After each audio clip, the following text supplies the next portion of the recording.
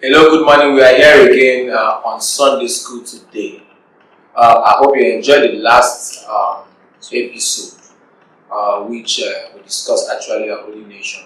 Now, we have another topic for us to discuss today.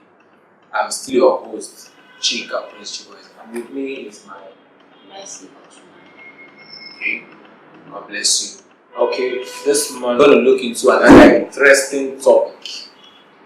Don't forget the manual we are using is Assemblies of God General Council Sunday School Manual, and you can get it from every Assemblies of God bookshop or any Assemblies of God church. Then you can as well attend Sunday school anywhere there is Assemblies of God on Sunday morning, 8 a.m. And as you do, please God will bless you. Thank you. Mercy, how are you? I'm fine, thank you. Okay. What we have with us today is follow Christ's footsteps. And our memory verse is taken from 1 Peter chapter 2 and verse 21. It reads, "For even hereunto were ye called, because Christ also suffered us, leaving us an example that ye should follow his steps." Okay. Our central truth here says, Christ has shown us how to live and die pleasing God. The focus of today's lesson is to examine the pattern of Christ's life and follow him in all circumstances. Our outline wants to live blamelessly. The A said, "The Lord's eyes are on the righteous." The B said, "Do not fear suffering." The second outline, live uprightly. The A live to do God's will. B, love one another. Then the third outline, endure suffering. The A says, "Suffer rightly," while the B says, "Suffering is a sign."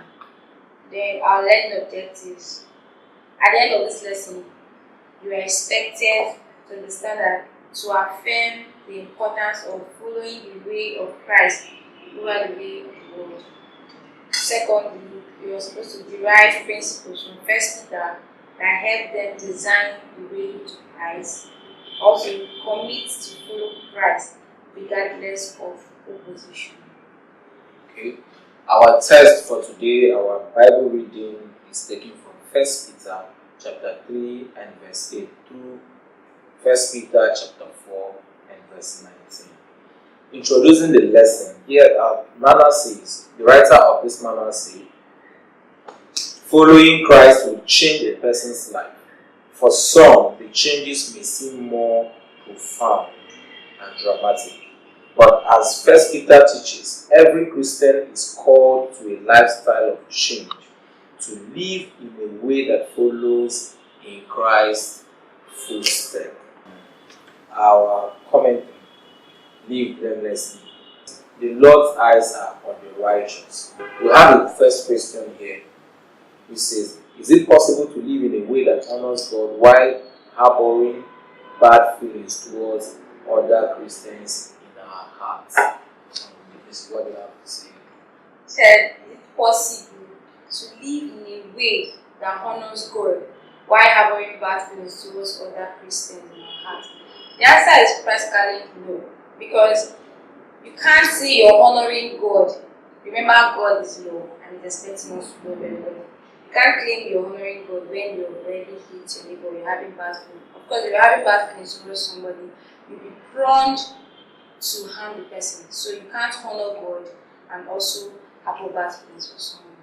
Okay, thank you very much. According to where we read, where our text, it says, 1 Peter chapter 3 verse 8 says, finally, be all of one mind, having compassion one of another, love as brethren, be pitiful and be cautious, not rendering evil for evil or railing for railing, but contrariwise blessing, knowing that ye are thereunto called, that ye should. That is to say, it is not possible that we live in a life that honors God while harboring things against ourselves. Because the commandment of Jesus Christ says, love ye one another, by this shall men know that ye are my disciples, if ye have love one another. So, while honoring things, it's very difficult for you to honor God. Okay. Briefly, let's say, the writer says here, our attitude towards others play a major role in establishing a life that honors Christ. It says here, by calling Christian relationships to be governed by 5 principles. That's from 1 Peter. Peter speaking in 1 Peter chapter 2, verse 3. Live in harmony, be compassionate, love one another, show mercy, practice humility. This kind of living challenges the human tendency to retaliate with unkind actions or more subtle, hurtful words and gossip. We have another question here that says, how does God respond to those who pursue righteousness? Okay. Our Bible tells us, 1 Peter 3, verse 12 to 13. Describes God's loving care for his people. He is attentive to his people. He watches over them by providing for their needs, listening to their prayers in time of need. This is a sharp contrast from how God responds to the evil ones. The reference to God's face in Hebrew refers to his countenance, revealing his anger towards the disobedient. If you have any comment, you have any contribution, you have any question, you drop it down in the comment box as we continue. Okay. The second outline says, the B part of that says, do not fear suffering. There's a question there that says, how does 1 Peter chapter 3 verse 14 differ from the usual response to the prospect of suffering, even of suffering for Christ? The word suffering rightly prompts vision of mistreatment and ridicule, if not even pain and danger. For the Christians, however, Peter said we are happy or blessed if we suffer for doing right. This should also serve as a reminder of the promise of God's help and the hope of eternal life. If suffering for good is a sign of God's blessing, then should a Christian seek out situations that can result to suffering? In the original language, the construction of this verse highlights that persecution is not the expected outcome of righteousness. So Peter's words do not mean that we look for trouble with unbelievers. We are simply called to be righteous. If that righteousness does result in persecution, there is no disgrace in that. We are not to conclude that we have done something wrong or somehow displeased God. See also verse 18. Instead, we can rejoice in the everlasting blessings of the Lord. Yet, our response to suffering from doing right must go beyond rejoicing in our blessings. Peter instructed believers to pray for their persecutors and be ready to give an answer for our hope in Christ. So, the case that is suffering for good is a sign of God's blessing. There should be a Christian seek out situation. Of course, you can't see the right road to follow just because, yes, it's suffering for Christ. You go and follow the bad road. Praise the Lord. So, if anything that is what, if you're suffering for Christ, there's a reward. The man of God rightly said that if you start going through challenges, that the pastor has left heaven for you. So now your ability to overcome it really should be matured in Christ, and you can still stand for Christ. Okay. What we are saying here in essence is that, like we studied last week, we are a chosen generation, a holy nation, a royal priesthood. We are not called to suffering. But the thing is that since we are like citizens here, while in the course of obeying Christ, we face persecution, we should rejoice because there is a greater glory ahead. There's a greater glory, there's a greater reward. We should take it, not that we are called to suffering. Praise the Lord. Hallelujah. Second Peter said, what does it mean to have an answer for our hope? So verse 3, yeah, something. Okay. What does it mean to have an answer for our hope?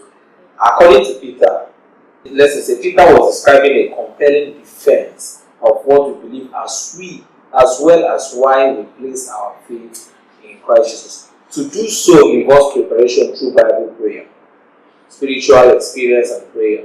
This defense must not be antagonistic or angry.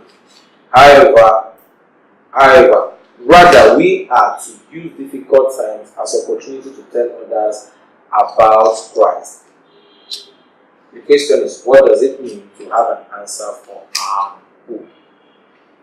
in the place of difficulty, through prayer, through the study of the Word of God, in the face of difficulty, in the face of challenges, it's an opportunity for us to do what? For us to preach the hope. To preach, it's just like an athlete whose mind is placed on the trophy. No matter what he or she goes through preparing, no matter what he or she goes through the competition, there's this joy that at the end of this exercise, there is something, there is a hope of a trophy. So the hope of a trophy, the hope of eternal life keeps us going in the face of difficulty. Praise the Lord. We're going to our second outline, live uprightly. Here said, live to do God's will. Our text taken from the book of 1 Peter 4 1-6. The priest said, what kind of lifestyle does 1 Peter 4:3 describe, and how does the list of sins here compare to the kind of list that might describe the lives of some godly people? Let me read 1 Peter chapter 4 verse 3. For the time past of our life is sufficed us to have wrought the will of the Gentiles, where we walk in lasciviousness, lust, excess of wine, revelings, banquetings, and abominable idolatries. So, what kind of lifestyle does Peter describe, and how does the list of sin here compare to the kind of list that might describe the lives of the ungodly today? Okay. So, your question is that you really think the sins Peter explained in First Peter are actually, is it really happening in this world now? Okay. The lifestyle of many, lifestyle of many who reject God reflects similar desire today. We have lust, self-indulgence of every kind, the exaltation of false gods, including the god of self. When someone exalts, when you place yourself above God, the Bible says, seek ye first the kingdom of God and His righteousness. God says, put me first. When other people put themselves first before God, that is also that's one of the things, one of the sins of indulging in God of self. Now, these things are happening today. Like on Sunday, as we're discussing now, some other people are also in the place of where they are drinking, they don't care where they are drinking. So these things are happening today. There are similar desires for such things that happened. Then, like our man said, Peter was like addressing the Gentile audience. That is the audience, the sinners, who don't have regard for God. So it is still prevalent today. People are still living the same way the audience of Peter were living at the time this Bible passage was written. Praise the Lord. Praise God. We're going to be outline. Love one another. If you're a survivor, I would like to read to people 1 Peter 4 7-11 as we read. For the end of all things is at hand. Be ye therefore sober and watch unto prayer. And above all things, have fervent charity among yourselves, for charity shall cover the multitude of sins. Use hospitality one to another without grudging. As every man has received the gift, even so minister the same one to another, as good stewards of the manifold grace of God. If any man speak, let him speak as the oracle of God. If any man minister, let him do it as of the ability which God giveth, that God in all things may be glorified through Jesus Christ, to whom be praise and dominion forever and ever. Amen. Praise God. Christians, and what does 1 Peter 4:8-11 teach us about a Christian relationship with other believers? This passage, according to our lesson, describes the fervent, consistent love that Christ desired to exist among his followers. Such love is unfailing, as it possesses a willingness to forgive an offending brother or sister over and over again. When they say love covereth all things, that doesn't mean we should continue in love or love sin. But the truth is that love that covers all gives us the ability to forgive again and again and again. I could remember when the disciples of Jesus Christ asked, how many times would a brother sin against you and you stop forgiving the person? And Jesus Christ answered, 70 times 7. That means we are expected to have the capacity to forgive again and again. And it's only when we have love one for another that we can do such thing. Amen. Praise God. So, learn to love one another, irrespective. But love covers much love. So you might actually dislike the person's character, but if you love the person, you'll be able to go extra mile for the person. So please let them to love one another as yourself. Of course, you don't hate yourself. So try to also share that love with one another. And remember, your neighbor is not just the person that is living very close to you. Neighbor is someone that is even you meet on the road is your neighbor. Praise the Lord. Okay, let's go to our third outline. Enduring suffering. Suffer rightly. 1 Peter 4:12-16. Why might a Christian feel surprised or upset because of a fiery trial? 1 Peter 4:12. I believe it's an everyone of course. Let's see, I've come across this.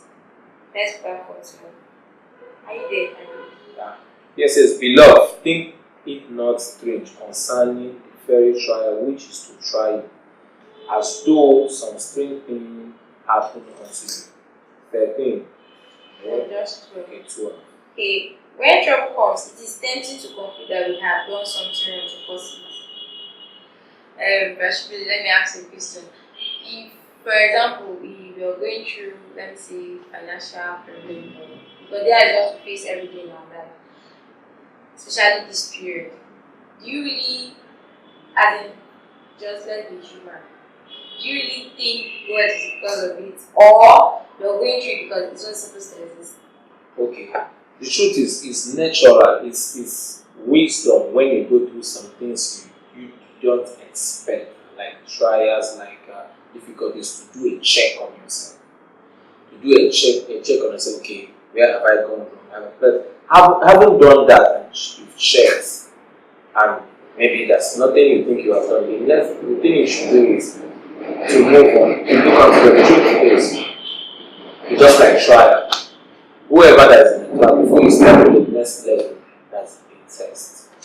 So sometimes these things are the tests that we need to go through to get to the next level of our life. But if you are not grounded in the Word of God, at this point is where so many people go out to seek help where there is no help because of lack of spiritual maturity. The Bible says, "My people perish for lack of knowledge." When you know the Word of God for your life, sometimes when we go through things like this, it's not as a result of our wrongdoing, but there's something God wants to do. Maybe He wants to take us to the next level of our lives. Praise God. So many Christians, because of going for evangelism and they are being ridiculed or not, feel like they get angry as if they are doing it for man, not knowing they are doing it for God. So I'd like us to have this mindset that anything we are going through trials is as a result of God is about to take you to the next level. Praise God. Let me read the last. They said, "But there is no shame in suffering for Christian actions and values. Christ's followers are wise to use discernment when suffering comes. It is to be expected that unbelievers reject and revile us for bearing the name of Christ. We should not be ashamed of the suffering or of the name we bear. Rather, we are to rejoice that our lives are clear reflections of the one we serve." Amen. Amen. Suffering is a sign. Okay, suffering is a sign. I think when you hear this, you begin to imagine what is this talking about. There's a question here. What is the judgment being mentioned in 1 Peter chapter 4 and verse 17? In Acts 14 verse 22, Paul noted that Christians must endure hardship to enter the kingdom of God. Some scholars note that here in 1 Peter, the apostle is teaching that the coming of the Lord, a time of judgment, has its beginning or birth pains in the testing and trials of God's people.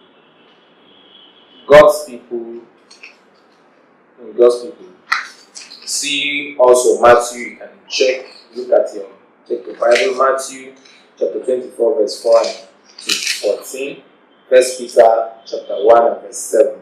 This does not mean Christians are judged for sin, as such judgment is reserved for those who reject Christ. Rather, Christian sufferings serves as to purify one's faith. It's just like before gold comes to the process of admiration, before it comes to a point where people get to identify, it goes through process to become purified, to become clean. Sometimes when we go through things as Christians, it's like a building process. Most times it's that we may be able to encourage people in the nearest future that will also go through what we've gone through. Take for instance Apostle Paul. Through his sufferings we are encouraged today. Through his sufferings, what he went through, we know that we can encourage ourselves and say, okay, fine, the outcome will what the process. Praise the Lord. Praise the Lord. The second question said, what can 1 Peter 4:17-18 teach us about how we should be suffering for our faith? The reminder of God's coming judgment in light of our trials and tribulations today can prompt rejoicing in our hearts. God spares from judgment all who commit themselves to Him, and instead promises them a great reward. We can serve Him knowing that whatever we may have to endure in this world, He will watch over us, care for our needs, and ultimately provide us with eternal inheritance. Peter instructing students to await that inheritance, even amid suffering, and continue to do good for the followers of Christ, doing good means honoring His example of living to please the Father, no matter our present circumstances. So, even an athlete who is running, he has a final point. He believes if he gets to that final point to be rewarded, so he strives to he strives to put out his best. That is what God is expecting us as Christians to do. For we know that our final blessing is heaven. We all have a crown waiting for us above. I believe each and every one of us who don't want to spend our life as in after the judgment they will go to hellfire. I believe we all want to enjoy with God, which we have always been anticipating to see because we are all living by faith. Praise the Lord. We arrive at the end of today's episode. The thing is, we are using Assemblies of God Sunday School manual. Like we said when we started, you can get it at any Assemblies of God bookshop or any Assemblies of God branch. You can also visit our churches Sunday morning by 8 to take part in the Sunday school. What we just did is to review it, the details you can get from our Sunday school classes on Sunday. Now, before we go, yes, I want you to say something, one thing to our audience and people that are watching us right now. What do you have to say to them, considering that topic which says follow in Christ's footsteps? Praise God. I want to encourage Christians. Always have this consciousness, always have this mindset that you will be a mirror and you're Christ's mirror. The Bible says we are ambassadors of Christ. As you're ambassadors of Christ, you're representing Christ here on earth. So you're supposed to be conscious of every action you take because you're actually portraying Christ. Of course, if you want to lead people to Christ, it's not only by going for evangelism. You can actually change the person's life or the person's soul through the heart. Amen. That's right. Okay. Lastly, I want to say to us, you that is in the house, you are in the place of work watching us, and church watching us right now, you have to understand that our example, Jesus Christ, Him being God, also went through some challenges and suffering in order to earn us salvation. Then we should also know that we will face sufferings, we will face difficulties. Not that it's expected, not that it's the standard, but when we come across it in doing the right things, we should be encouraged because there is a place prepared for us. At the end of our journey here, we have a very good place, we have an eternal life that we will rejoice and enjoy ourselves with the Father. Thank you very much. See you next time, next Sunday by this time. Please don't forget to subscribe, share, and like. As you do, God will bless you. Thank you. Also, you can download the manual in the mobile with your phone. Just 329. Thank you very much. Have a nice day.